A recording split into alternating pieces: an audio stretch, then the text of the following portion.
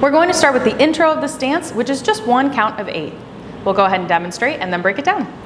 We go 1, 2, 3, 4, 5, 6, 7, 8.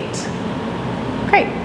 So very simple intro. We're going to be walking towards each other on the dance floor. The leader is going to start on the right-hand side of the dance floor, follower on the left. When we meet, we are going to be crossing our partner's path on the right side. So we walk towards each other 1, 2, 3, and as we hit 4, we should be crossing each other and starting to circle.